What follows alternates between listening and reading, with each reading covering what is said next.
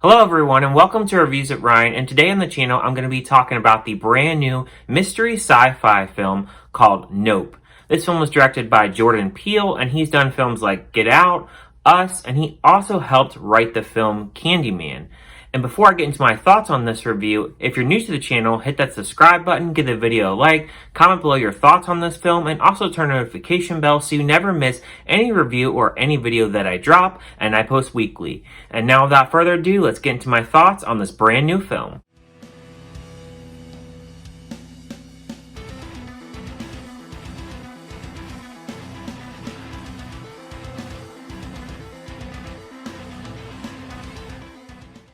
The residents of a lonely gulch in inland California bear witness to an uncanny and chilling discovery. The film stars Daniel Kaluuya, Keke Palmer, Brandon Pereira, Keith David, Stephen Yeun, and Michael Wincott. Nope was one of those films that I just really didn't know how I was going to be really feeling about this film, as I really didn't like Us, his last film. I did like him doing the writing for Candyman, and I did like Get Out as well. So I kind of had mixed feelings going into this film if I was going to really like it. And I came out of watching this film actually twice. I went to go see it on a Thursday night, on the premiere night, and then I also went to go see it on a Sunday morning because I really just wanted to get my thoughts in order to really talk about this film, as there's really a lot going on in this film. But let's get straight to my positives. So Nope has a lot of positives going for this film. First, want to talk about the sound in this film. I love how they balance the loud and soft sounds in this film. There is a certain scene in this film where it is really trying to intensify, and they use this sprinkler to really rev up the sound and really get your heart beating, back and forth. And I thought that they did a really good job of really managing different sounds in this film to really try to intensify this film and really get you on the edge of your seat. And then I also did like how they shot this film. The way that they shot this film, it was outstanding. They did a really good job with the night scenes in this. I think this is probably the best film that Jordan Peele has done with his shots. I think that this film really feels like a big blockbuster film. The night scenes are shot phenomenal, and just like the glistening of the light onto the mountains in this. And then even during the daytime, it's a really good view. And there is another part in this film that I really liked where the camera had a sunset setting and they follow the characters as they're walking during the sunset scene. I really like that they really utilized this secluded setting and really did a good job of having a lot of different shots. Even if you just have a shot looking at the mountains, it's just absolutely gorgeous to see. In a secluded setting like this, it's a really good setting for a horror movie, or in this case, this movie is more so a sci-fi mystery movie. And then you have Keke Palmer in this movie, and she's really outstanding with her character. She's very much outspoken in this. And then you have Daniel Kaluuya, who, in contrast, his character is more the quiet kind of character. A lot of his acting in this is more so with facial expressions and eye movements. And then he does have some comedy in this, especially during the more intensified moments in this, where he's just like, nope, and it makes you laugh. And he does a really good job with his character, even though it's a lot different character from Keke Palmer. And you have another character named Angel on this, played by Brandon Pereira. I thought he did a pretty good job as well. He is basically the Best Buy Geek Squad kind of guy at this store called Fry's in this. And he sells the brother and sister a camera so they can watch over their farm, as they're having a lot of mystery on the farm and just really weird things happening, the power shutting off. He basically goes in there and sets it up for them, and he's really interested in what is happening on this farm. And he gets into their business a little bit, but he has some good comedy in this to add, along with Daniel Kaluuya in this. I have to praise the effects in this film. I thought they did a really good job of having practical effects while also having CGI effects.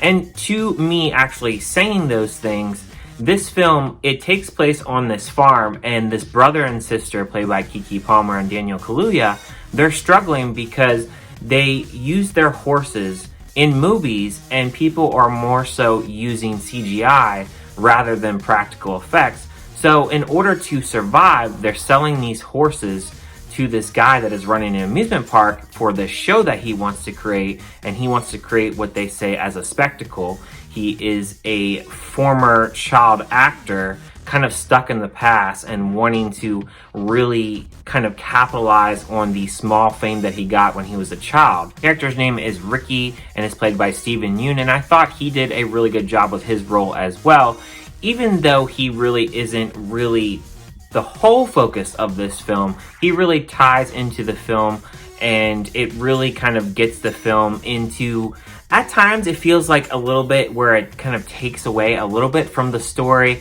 but you need his story to really carry this film as well. And I thought it was really interesting on his background and his story that really ties into this film.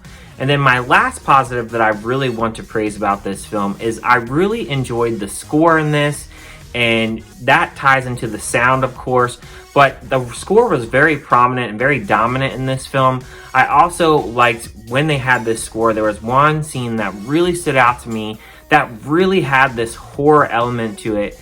And this particular scene is when something is raining down and it has this blood involved, and it looked really good on screen and it felt really intensified, and there's some fog involved as well. So I really did like when they use the score in the intensified moments, and they use it plenty in this film.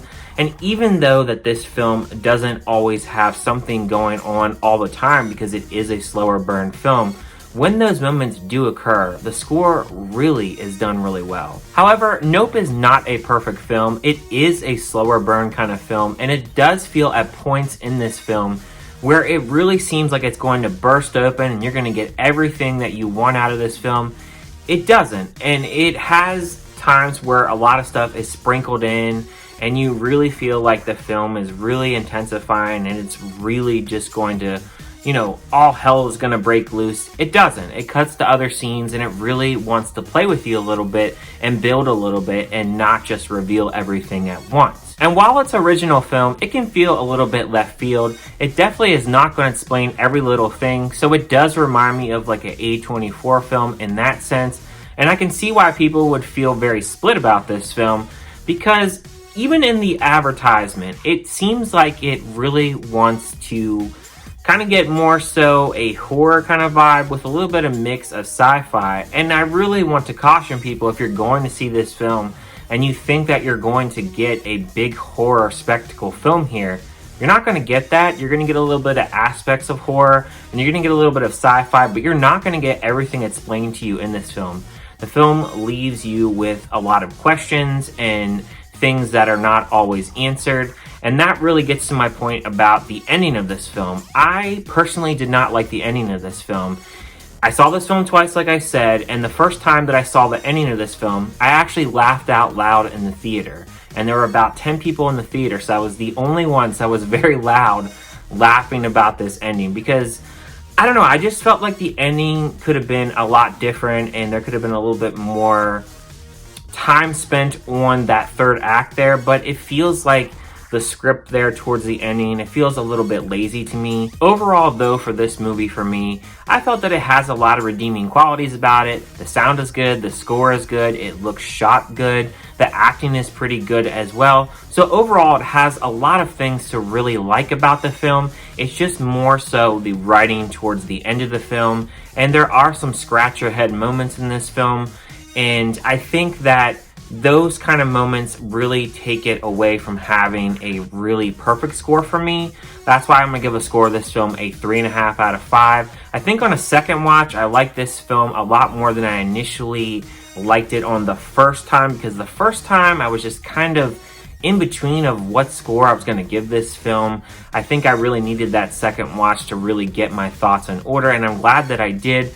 Definitely understand this movie a lot more than watching it just one time, and I can see that if you have only watched this movie once, I really do think that you should watch it more than once so you can pick up on some other things the second time around, and you can focus on certain things in this movie, especially the character development in this and a lot of other things that really go into this film to really getting the finished product. But that's my score for this film. Thank you guys for watching this review, and I'll see you guys on my next one.